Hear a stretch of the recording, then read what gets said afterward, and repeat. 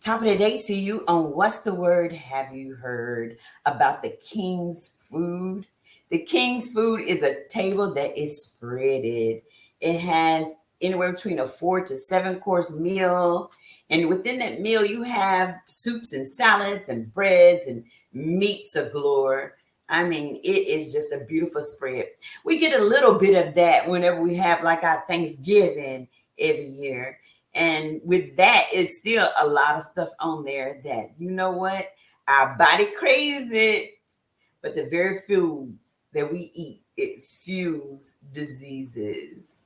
Diseases that we call like high blood pressure, obesity, diabetes, heart failure, just all kinds of stuff, but it's because of the things that we consume. Just imagine whenever we go to the doctor and he look at this body and we tell them, our ailments or whatever. And guess what he do? He put us on a diet. He strips away. He said, no breads, no carbs.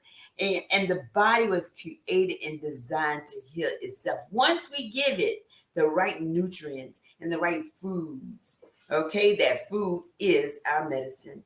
Okay. So as we go along to understand the topic of the King's Food, the King's Food had all kinds of foods, all kinds of meats and things. And we're, have been introduced to all of this all of our lives. Okay. But we have to understand that some of the things in the King's Foods that we eat may be good for the taste buds, but not necessarily good for our bodies. What happens inside the body when the wrong food that we consume are eaten?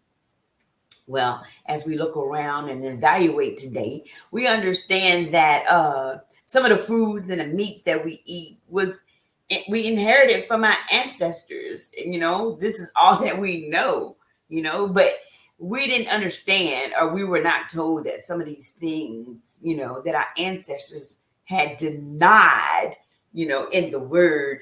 We didn't understand really why they denied them. And we never put the two and two together to understand that these foods that they denied, they knew that this would be death for them.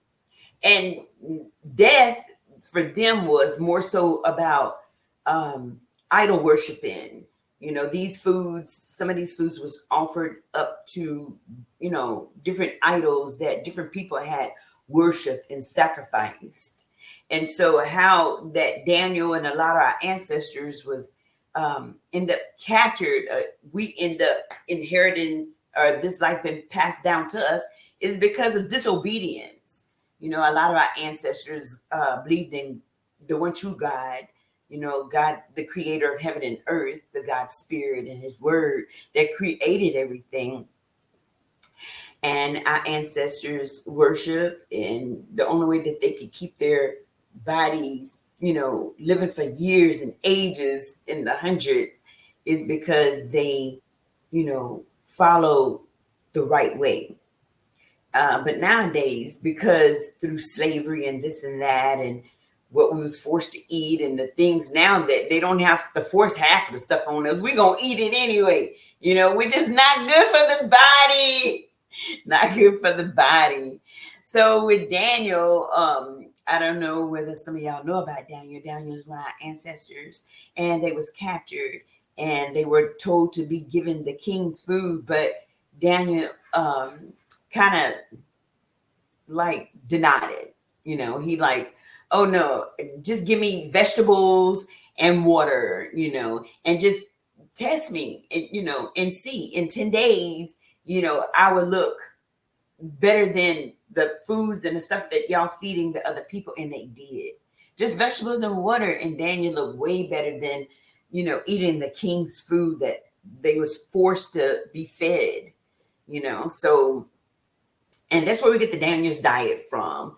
And we only do it for 10 days. Then we go right back to our habits. We don't even see the beneficial things of it to kind of let go of the things that cause our body harm, that's not beneficial to our health. Unless something bad happens to our body or some kind of disease, then we try our best try our best to let go of what was, and embrace the new us, because our body is not designed for the take of this different delicacies and the different things that our taste buds love. We love the good and we love the bad, but we can't live with both of them, which that's what we've been doing. But, as we see, and as the world present all these different ailments and different things that could be attached to our body if we keep on living the life that we live. Okay. So with that, we understand about some of the meats that was offered. The reason why Daniel and them did not want to eat it, because it was offered to idols and to gods, and they were sacrificed to those gods. And they did a lot of, I guess, voodoo and witchcraft, mingled up in there, because some of those people believe that if they sacrificed these foods and offered up to their gods, it would bring them different stuff like fertility and rain and this and that. So as we continue on, what's the word? We'll unfold all kinds of stuff of the words and have you heard. So with some of the foods that I see are investigated on what's the word, have you heard, is about the king's food. Some of his foods and meats that he had was like pig, and we love every part of the pig, from the rooter to the tutor, the hearts. We don't even know whether we're eating heart's meat or not. Now, back in the days, our ancestors didn't have meats with ingredients and nutritional facts. But then stuff started happening up in our history of long ago. Sometimes it's not even really long ago, but we considered yesterday as in the past, kind of long time ago, but they had started making it have nutritional values, start making ingredients on there. So it was a discrepancy with some of the meats. Now they'll list the chicken, turkey, and pork and beef. They'll list that, on our ingredients. But if you start reading a little bit further on some of the meats, you would see that it would say various kinds of meat. We don't know what various kinds of meat back in the day, like cattle, salami, bologna, and other little, mixed meat that they would grind together and press together to make, hog head cheese and cattle salami and bologna and other sausages and stuff like that. They would put, nowadays, when you read on the instructions, you would see various kinds of meats. We don't know what various kinds of meats are, but that's the cover up to add whatever. It could be horse, it could be nutri-rat, it could be dog, it could be a cat. We don't even know, but it's various kinds of meats. But at first you used to see, exactly what those various kinds of meats are. But now they do not put that on the label as in ingredients. But when you see various kinds of meats, just know it's various kinds of meats. So, okay. So whenever we, learn how to just look at ourselves and make up in our minds and our hearts and have that willpower, because I love chocolate cake.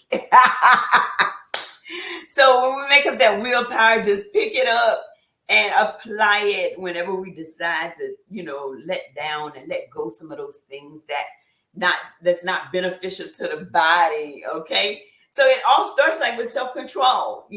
All we have to do is just put it into practice, which sometimes is hard because we're so used to eating these foods that's come natural. It wasn't natural to our ancestors, but it's natural for us today because through slavery and through that's all that we could find or all we could eat. And so our body got consumed and used to eating these things that would bring us, various kinds of differences within our bodies that some may be beneficial and some may not. Okay. So when we learn how to just sit down and ask ourselves, before we get ready to eat and say, and make the choice, is this beneficial for my body? Is this food bringing me life to my body? Is this food inviting diseases and death? It's our choice. It's up to you to choose. We just here on What's the Word to understand and bring you, have you heard a word? Okay, so take these, these king's foods and these words that has been presented to you, and just Google, do your research always. Okay, so blessings into you, peace and love, and we're out.